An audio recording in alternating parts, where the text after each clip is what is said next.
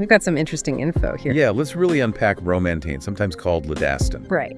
And it's not just some historical curiosity. It's a synthetic compound considered both a nootropic, potentially boosting brain function, and a psychostimulant, increases activity. And it's in that adamantane family, chemically speaking. Plus, it gets labeled an actoprotector. Exactly. An actoprotector is basically something that aims to help your body cope with physical stress, but without making you, say, burn through oxygen like crazy or overheat.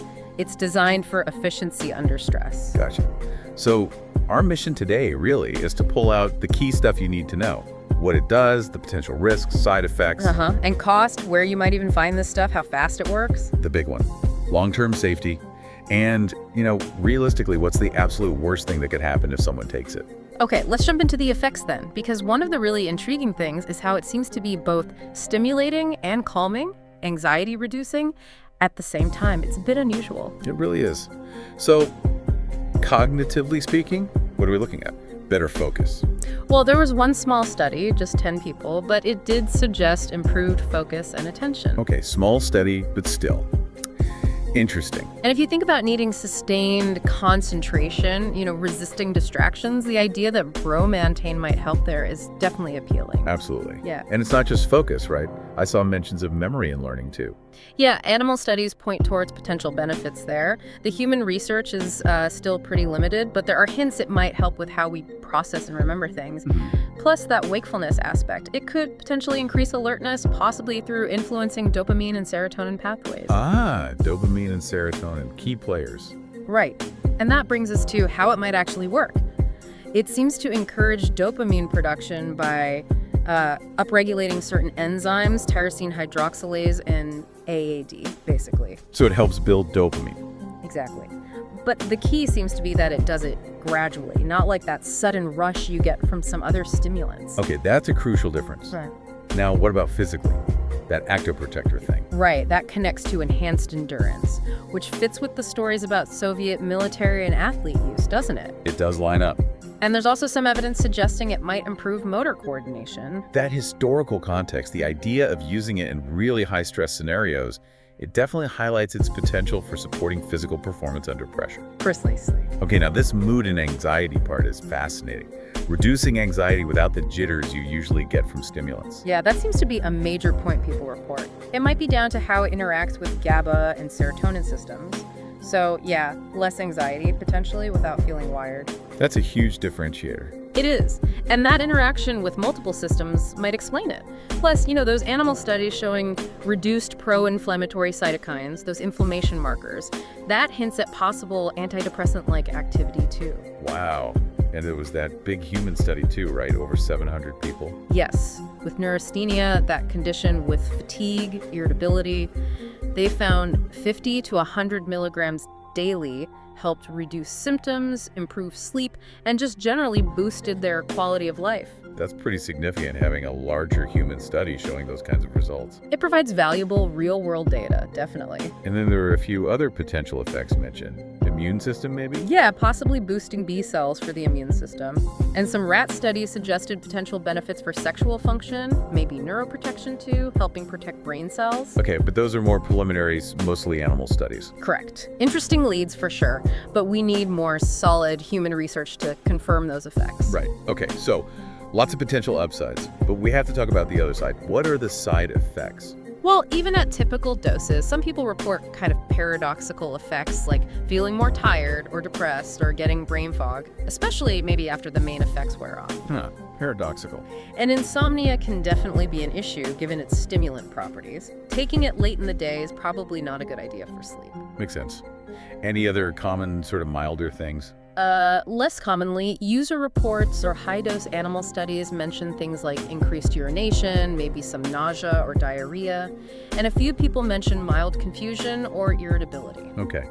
What about things that are maybe less frequent or depend more on the dose? Animal studies showed dilated pupils mydriasis. Anecdotally, some people report teeth grinding or jaw clenching, maybe worse if they also have caffeine. The caffeine interaction. Good point. Allergic reactions like rashes or itching seem rare but possible. And interestingly, pain sensitivity might change depending on the dose. Rat studies found lower doses reduced sensitivity, but higher doses increased it. Okay, now, the high-dose animal studies, those sound a bit more concerning. They do. At very high doses in rats, yeah, they saw things like suppressed movement, drooping eyelids, really rapid, difficult breathing, plus stomach issues like regurgitation, diarrhea. Nice. There's also evidence it might interfere with cholinergic pathways at those levels, and it caused a slight drop in body temperature in rats, interestingly. But the human studies, like that neurasthenia one, seemed much milder in terms of side effects. Much milder, yes. That study reported only about a 3% incidence of side effects, none serious. Very few people dropped out because of them. Okay. And it's worth repeating, studies and user reports generally suggest low addictive potential, no real withdrawal symptoms. That's definitely reassuring. Okay, so if someone's weighing this up, where do they even get it? It's not like walking into CVS. And what's the cost like? Right. You won't find it in regular pharmacies in most places because of regulations. It's mainly online from vendors specializing in nootropics or research chemicals. And the price tag? Yeah. Ballpark. Well, Ladasten, the brand name, if you find it, might be around $46 for maybe a 20-day supply at 50 milligrams. The powder form, say from Science.Bio, could be anywhere from $30 to $60 for maybe 5 to 10 grams. Okay. Other places like Purerawz, Behemoth Labs, often similar pricing, maybe $40, $50 for 5 grams of powder. Capsules will usually cost a bit more than the powder. So definitely pricier than something common like, say, L-theanine. Oh yeah, definitely. It's on the higher end for nootropics. And source-wise, it's approved in Russia, but here in the U.S. It's an illegal gray zone in the U.S., Okay. not controlled, but not FDA-approved. So it's often sold, technically, as a research chemical. And crucially, it's banned by WHO for competitive sports. Yeah. Availability elsewhere varies. So buying online, huge emphasis on checking the vendor's reputation, right? Absolutely critical. Look for vendors like Science.Bio that do third-party testing, provide a certificate of analysis that's COA showing purity. Purerawz and Behemoth Labs are generally seen as reliable too. You might see others marketing it as not for human consumption to skirt regulations. Just know you won't find it on Amazon usually, and vendor credibility is everything. Okay, makes sense. So say someone gets it from a reputable source. Yeah. How long until they might notice anything? The stimulant type affects more focus, feeling more awake, usually kick in within maybe 1.5 to 2 hours after taking it orally. Okay. But if you're looking for those therapeutic effects, like for neurasthenia, that might take a bit longer to build up, maybe 1 to 3 days of consistent use. Gotcha. And now, the really big question. Long-term use. Is it safe? That's where things get quite murky. Short term, say up to a month. At those 50, 100 milligram doses, it seems pretty well tolerated for many.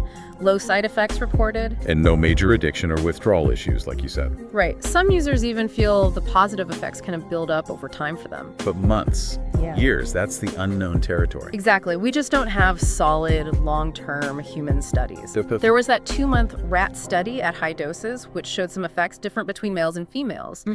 And yeah, you can find anecdotes online, people saying they used it for months without problems.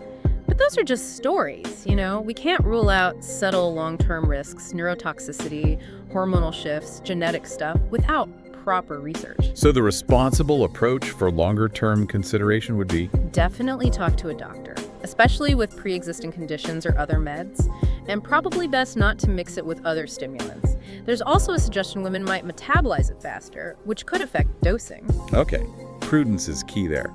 So let's tackle the tough one. What's the absolute worst that could happen with Bromantane? Well, thinking immediate risks, those high-dose animal studies showed neurotoxicity signs, breathing issues, gut problems. But the dose was extremely high in those studies. Extremely high, yes. The acute toxicity measure, the LD50 in mice, is very high, suggesting a big safety margin in that sense. You'd likely need huge amounts, hundreds of grams, to hit those toxic levels in a human, but still, exceeding recommended doses, especially if tolerance builds up, carries unknown dangers. Right. Any other severe possibilities? Severe allergic reactions, though seemingly rare, are always a risk with any substance. Psychologically, at really high doses, animal studies hinted at possible psychodysleptic effects, distorted thinking, perception. Okay. And even at normal doses, some people might get those paradoxical bad mood effects like depression or serious fatigue. Theoretically, at extreme doses, there could be cholinergic toxicity, dry mouth, blurred vision, cognitive issues. And longer-term or less obvious severe risks. There was that one rat study raising questions about reproductive or developmental effects on offspring. Ambiguous results, unclear relevance to humans, but definitely a caution flag for anyone pregnant or planning pregnancy. And then there are the practical risks, getting banned from sports or getting a contaminated product if you buy from a sketchy source. Okay, so bringing it all together then, what are the main takeaways from this deep dive? Well, Bromantane shows potential for cognitive enhancement, boosting endurance, improving mood, especially maybe for conditions like neurasthenia. But it's definitely not risk-free. Side effects are possible, especially at higher doses. And it's pricey, hard to get outside specialized vendors due to regulations. Exactly. Short-term use seems okay for many, but long-term safety, still a big question mark. The worst risks seem tied to very high doses, allergic reactions, maybe psychological issues, and those other less common effects. So, for you listening, the crucial bottom line seems to be caution. Extreme caution. If you're even considering it, start with the absolute lowest dose possible. See how you react, pay close attention, and we can't stress this enough. Talk to a healthcare professional first, especially before thinking long-term, or if you have health issues or take other meds. And stick to reputable sources with testing. Absolutely. Get that third-party testing proof. While vendor sites give info, medical advice has to come first. Right. Well, hopefully this deep dive has given you some useful, balanced perspective on Bromantane based on the information we looked at today. Indeed. Hope it was helpful. Please like and subscribe to our channel for more deep dives into fascinating topics like this one.